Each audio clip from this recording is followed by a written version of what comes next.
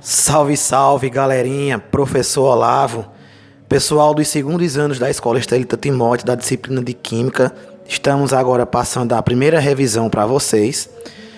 Além de outros conteúdos, nós iremos ver agora sobre pressão máxima de vapor e volatilidade, conteúdos esses que estão dentro de um maior chamado propriedades coligativas. Então, antes de chegarmos de fato nesses conteúdos, vamos ver um pouco rapidamente a introdução do que são propriedades coligativas e alguns exemplos do dia a dia.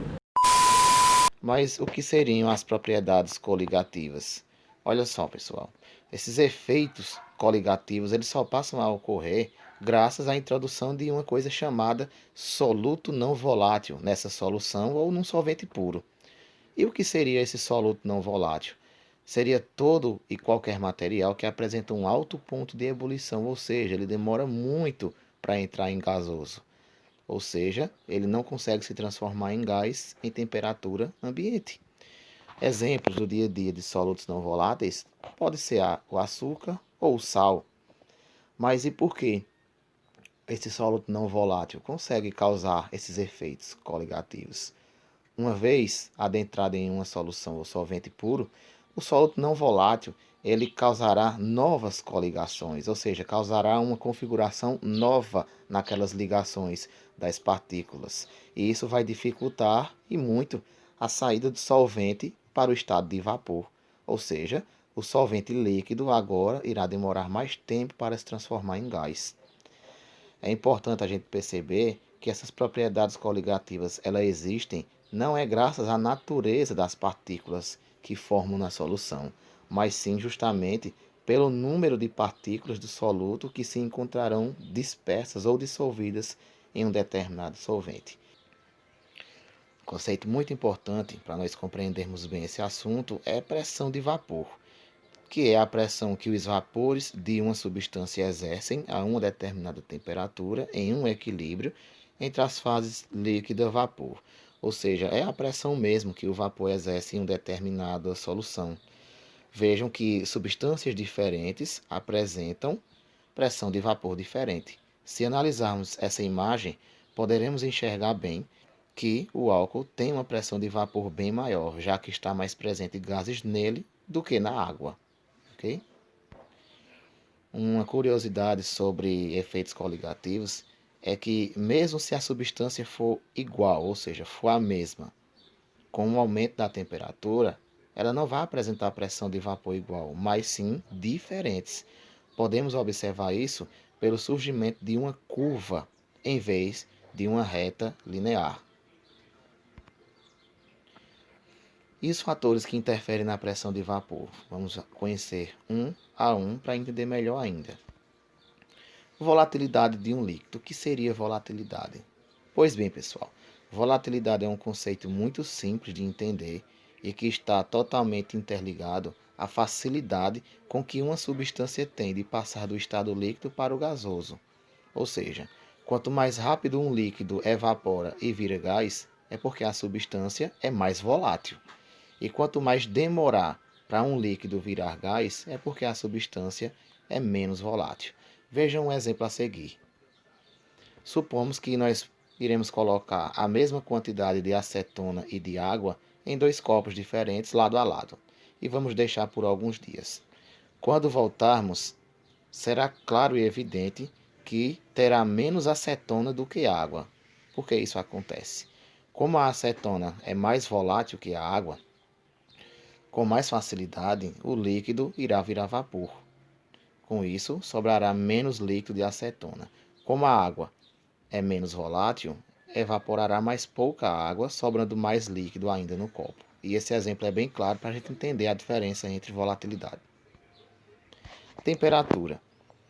Muito simples também entender temperatura. À medida que a temperatura do líquido aumentar, é óbvio que a pressão de vapor também vai aumentar, pois aumenta também a energia cinética das moléculas e, com isso, causará um movimento maior, ocasionando, obviamente, uma pressão de vapor também maior. É só analisar esses exemplos aí abaixo que fica bem nítido a compreensão sobre a temperatura com a pressão de vapor. E a pressão atmosférica, ela também sofre interferência para a pressão de vapor? Claro que sim.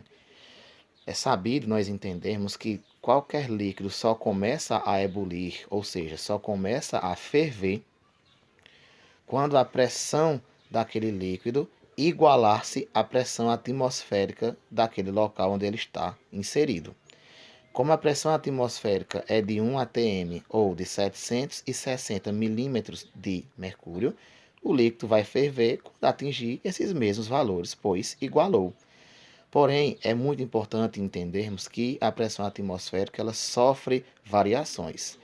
Vejamos, quanto maior for a altitude, ou seja, a altura do local, o ar fica rarefeito e com isso a pressão atmosférica diminui. Se a pressão atmosférica diminui em um lugar alto, o ponto de ebulição será menor. Então, todo líquido em um local muito alto, ele irá ferver mais rápido. Como, por exemplo, se fôssemos ferver água na cordilheira do Himalaia, lá no Monte Everest, como a pressão atmosférica lá é muito menor, ou seja, 240 milímetros de mercúrio, a água lá não iria ferver a 100, como na maioria dos lugares, mas em apenas 71. Mas o efeito contrário também existe. Em locais muito baixos, abaixo do nível do mar, como a pressão atmosférica é maior, para a água ou outra substância ferver, ela iria demorar mais, pois o ponto de ebulição aumentou. Mas, de forma microscópica, qual é o segredo para tudo isso? É a interação intermolecular. A interação intermolecular, existem dois tipos de moléculas para compreendermos, as moléculas apolares e as polares. As moléculas apolares elas são mais voláteis, ou seja, o ponto de ebulição é menor, pois ela entra em gás mais rápido. Isso acontece porque a interação entre as moléculas não são fortes, elas são fracas. Com isso, as moléculas se sentem mais livres para se transformar em gasoso sem muita dificuldade ou resistência. Já as moléculas polares é o inverso. Elas são menos voláteis, por isso o seu ponto de ebulição é maior, ou seja, demora mais para entrar em gasoso, demora mais para ferver. E isso acontece porque, nesse caso, a interação entre suas moléculas são bem maiores do que as apolares.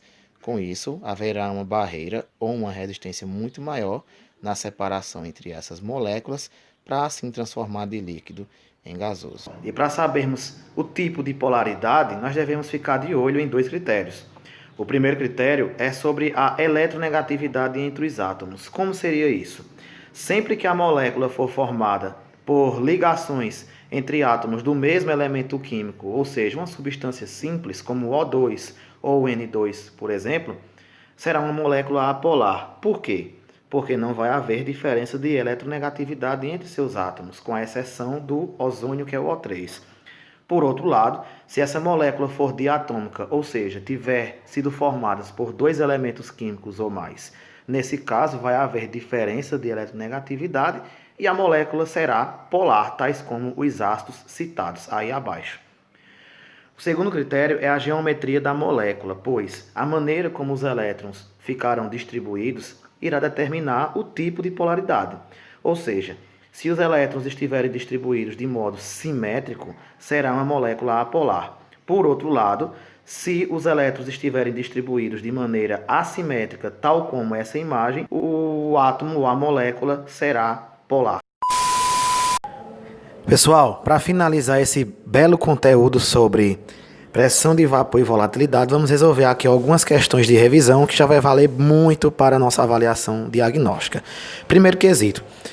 Em contato com o etanol, sentimos o seu odor característico, haja vista que as moléculas dessa substância no estado gasoso são percebidas por células nervosas olfativas nas narinas. A percepção maior ou menor do odor está relacionado com a quantidade de moléculas de etanol no ar, fato que está ligado à capacidade de volatilização dessa substância. A propriedade da matéria referente à volatilização é muito simples, galerinha. Depois de toda essa explicação, tá na cara qual é a resposta, né? Letra A, densidade. Não, pessoal, densidade é a relação entre massa e volume, ou seja, a concentração de massa. Fotólise está relacionado com os fenômenos da quebra de ligações interatômicas, né, por meio da influência da luz. O ponto de fusão está relacionado com o congelamento das substâncias. Solubilidade está relacionado com a capacidade de uma substância se dissolver. Então, a questão correta é, como podemos ver agora no gabarito, letra E. Muito bem, pressão de vapor. Segundo, considere o gráfico da pressão máxima de vapor em função da temperatura para um solvente puro. Primeira questão, para um solvente puro, que vai ser A, e para uma solução desse solvente contendo um soluto molecular não volátil, que será representado por B. A seu respeito, podemos afirmar, vejam bem, pessoal, primeiro é A, que é o solvente puro, e segundo é uma solução que tem soluto não volátil, então ele vai retardar, né, a pressão de vapor. Se liguem. Letra A curva A representa a solução. Pessoal, percebam que a curva A está mais em cima. Então, quanto mais alto for, é porque a pressão de vapor é maior. Quanto mais para a direita, é porque a temperatura é maior. Percebam que a substância A está mais alta do que a B. Então, a pressão de vapor nela é maior. E a pressão de vapor aí é maior em um soluto puro do que em uma solução com soluto não volátil. Então, está errado. Letra B. A curva A representa o solvente. Isso, a curva A representa o solvente, pessoal. Né? Já que o solvente puro não tem soluto não volátil, então ele tem uma pressão de vapor maior. Então é a letra B a questão correta, já que o gráfico informa isso. Letra C, a curva B representa o solvente, não, é a curva A. Letra D, a solução apresenta pressão máxima de vapor maior que o solvente. Claro que não, o solvente puro tem pressão de vapor maior, pois não tem presente na solução o soluto não volátil que retarda a pressão máxima de vapor. E letra E, ambas as curvas numa mesma temperatura apresentam a mesma pressão de vapor. Isso é impossível, né? Só seria correto se as duas curvas tivessem uma sobre a outra. Então, terceiro quesito. Qual das propriedades propostas abaixo sofre uma diminuição da sua intensidade quando as forças intermoleculares de uma determinada substância são altas? Pessoal, nós vimos aí a questão entre a relação das forças intermoleculares com a pressão de vapor. Então, quem vai aí diminuir sua intensidade quando as forças intermoleculares aumentarem, ou seja, forem altas, é a pressão de vapor. Porque nesse caso, elas estão tão fortemente ligadas uma com a outra que elas vão demorar para evaporar. Então, vai demorar para existir volatilidade e, consequentemente, isso quer dizer que a pressão de vapor ela é mínima. Então, com isso, nós finalizamos. Espero que vocês tenham aprendido bastante. Qualquer dúvida, entre em contato comigo e abraços.